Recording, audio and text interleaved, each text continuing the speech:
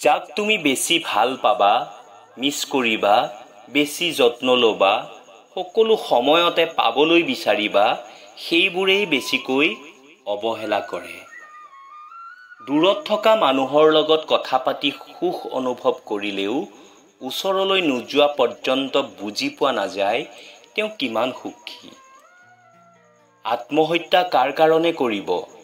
Girlfriend বা বয়ফ্ৰেণ্ডৰ কাৰণে? আপুনি মৰি গ'লে আন এজন বা আন এগৰাকীক ভাল পাব।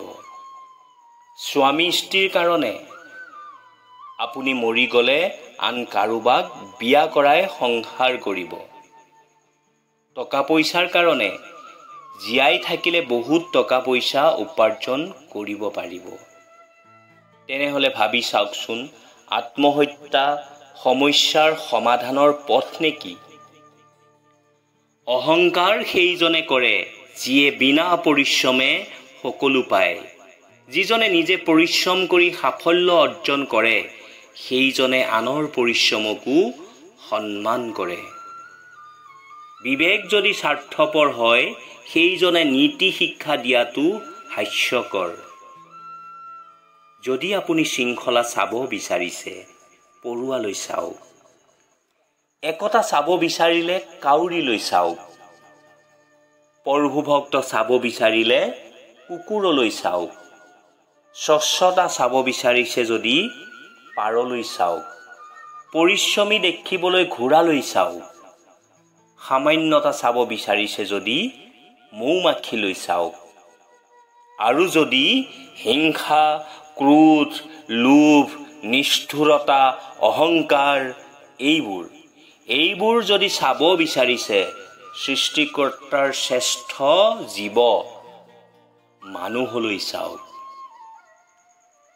জীৱনত তুমি অনেক পাবা আৰু অনেক হেৰুৱাবা, কিন্তু তোমাক ভাল পোৱাৰ কাৰণে কাৰো ওচৰত হাতজোৰ নকৰিবা য'ত তোমাৰ সন্মান হানি হয়, কাৰণ সন্মান ভাল পোৱাতকৈ বহু ওপৰত।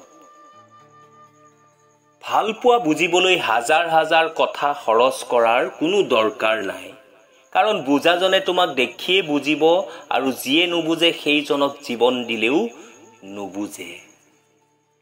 প্ৰথমে অজুহাত, তাৰপিছত ব্যস্ততা, তাৰপিছত এৰি যোৱাৰ বাহানা, তাৰপিছত কথা বন্ধ, এনেদৰে শেষ হৈ যায় অনেক সম্পৰ্ক।